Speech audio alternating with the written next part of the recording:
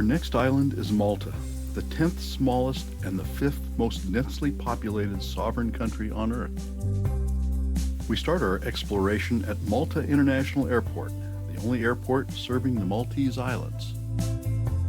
Malta is strategically located 50 miles from Sicily, 176 miles from Tunisia, and 207 miles from Libya. Malta is an archipelago of over 20 islands, but only the 3 largest ones are inhabited. The rough coastline offers some of the best harbors in the Mediterranean.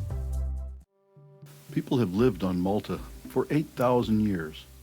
We're visiting the National Archaeological Museum to understand how it all started in Neolithic times. These figurines date to the Red Scorba period, 4400 to 4100 BCE. The clay figures are the oldest human representations found on Malta. A common motif is the Fat Lady statues, a representation of a mother goddess or a fertility charm. Several temples, probably related to fertility rituals, have been unearthed, some with detailed carvings. This altar was used for animal sacrifices. This is probably the most famous of the Fat Lady statues. It was found in the Hypogeum. The Tarshian temple complex, dated from 3150 to 2500 BCE, marked the peak of the temple period. Intricate geometric patterns mark this period. Now that we've seen the artifacts, we're going to see where they were found. Our first stop is the Hypogeum of Hal-Siflini. The subterranean structure dates to 3300 to 3000 BCE. It is thought to have been a sanctuary and a necropolis. The remains of over 7,000 individuals have been documented by archaeologists. The Hypogeum, Greek for underground, was discovered by accident in 1902, and the excavations began in 1903. This is an illustration from that initial exploration. There was a surface shrine marking the entrance. When it was destroyed, the entrance was hidden for thousands of years. The structure was started from a natural cave, but was expanded over time with crude tools including antlers, flint, and obsidian. This is the main chamber where the sleeping lady figurine was found. Our next stop is the Tarshian temple complex, the most elaborately decorated of the Neolithic temples of Malta. It consists of 3 separate but connected temple structures. The main entrance is a reconstruction done in 1956, when many of the decorated slabs we saw at the museum were removed for preservation. The huge stone blocks were discovered in 1914 by farmers plowing in their field.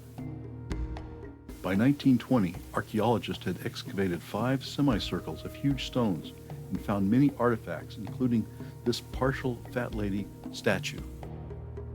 This is a copy of the altar we saw at the museum in its exact position as it was found. Similarly, slabs with intricate carvings have been copied and replaced the original. Huge stones, some weighing 20 tons, were moved and positioned upright. The Phoenicians arrived around 700 BCE and ruled until the Romans arrived in 218 BCE. The Byzantines took the islands in the 6th century. They were expelled by the Arabs in 870. The Normans conquered the islands in 1091. Malta gradually became Christian. By the end of the 15th century, all the Muslims were forced to convert. In 1520, Suleiman the Magnificent began a campaign against the Christian powers. Belgrade, Rhodes, and most of Hungary fell to him before he was stopped at the Siege of Vienna in 1529. In 1530, fearing the fall of Rome to the Ottomans, Emperor Charles V gave Malta, Gozo, and Tripoli to the Order of St. John, who had been expelled from their headquarters in Rhodes when it fell in 1522 and 23. The Order of St. John, also known as the Knights Hospitaller, formed in the early 11th century, dedicated to providing care to the pilgrims to the Holy Land. With the conquest of Jerusalem in the First Crusade, they became a military order. The Knights began a program of renovating and strengthening Malta's existing fortifications. On May 18, 1565, the Ottomans launched an invasion of Malta with a force of 40,000 men in 193 vessels against 6,100 combatants, including 500 knights. On September 8, 1565, the Ottomans retreated, having lost a third of their men to fighting and disease. The Knights lost a third of their number, and Malta lost a third of its population. The leadership of Jean de Valletta, the Grand Master of the Knights, in the victory over the Ottomans, brought the kings of Europe into an alliance against the seemingly invincible Ottomans. Now a step back in our chronology to visit Mdina, the capital of Malta, before 1530. In fact, the city was founded in the 8th century BCE by Phoenician settlers.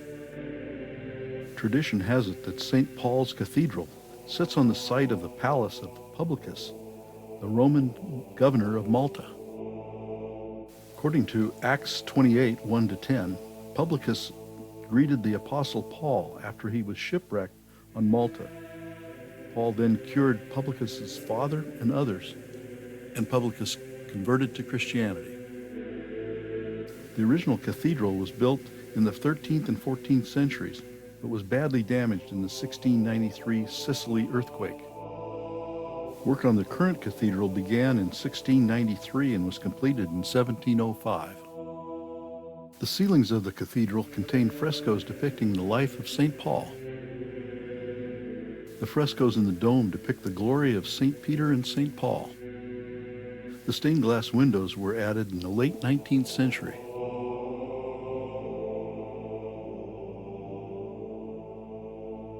Most of the floor of the cathedral consists of inlaid marble tombstones for church notables and laymen from noble families. The seminary next to the cathedral was built between 1733 and 1742. Since 1969, it's housed the Cathedral Museum. The museum's collection includes religious artwork, silver and gold statuary, and reliquaries, along with a collection of Albrecht Dürer engravings with religious themes. In 1724, the city's fortifications underwent a renovation. Large portions of the city wall and the city gate here were completely rebuilt. Over the gate is the coat of arms of Grand Master Antonio de Villena, who ordered the renovations. Villena built a palace for himself. His portrait and coat of arms are over the door. The palace now houses the National Museum of Natural History. In spite of all the 18th century renovations, Mdina still has a medieval feel with narrow streets, balconied windows, and interesting details.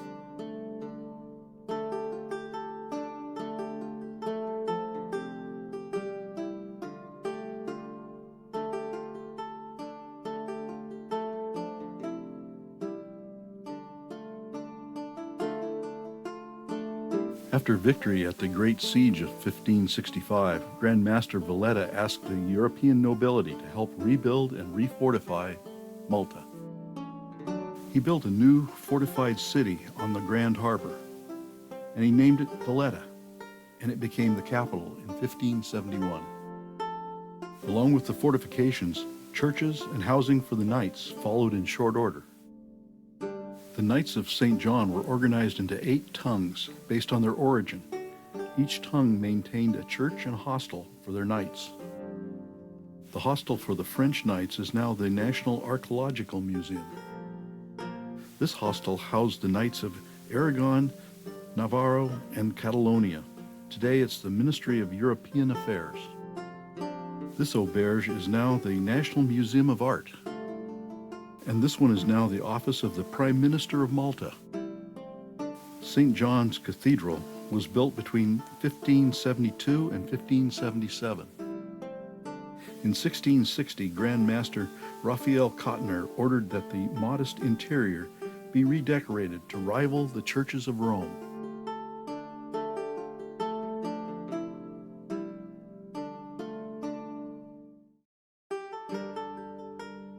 Shadows painted on the frame give these figures in black a three-dimensional look.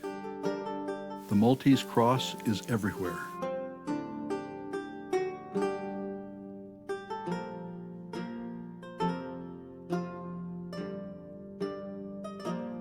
Caravaggio's beheading of John the Baptist is in the oratory of the cathedral, for which it was painted.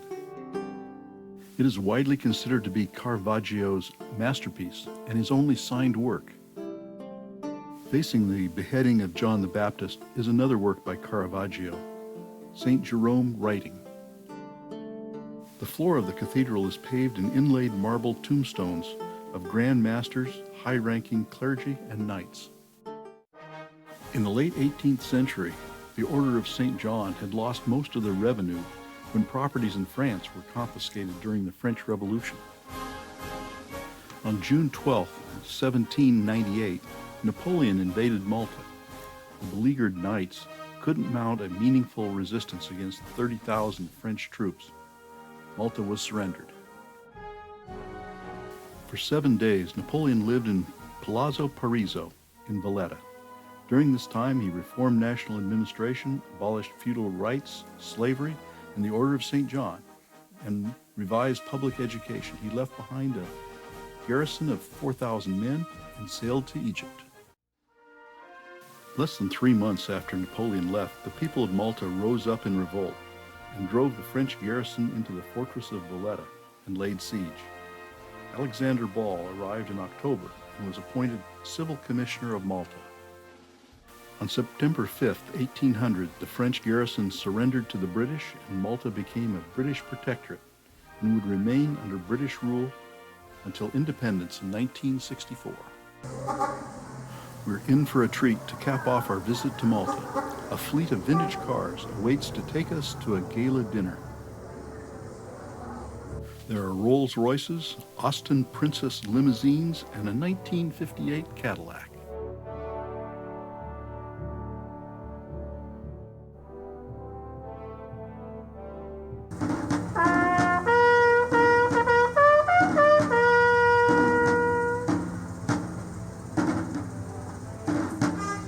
Cocktails are in the garden of the Scicluna Palace, built between 1900 and 1907. And a gala dinner it is, in a Baroque dining room with string quartet.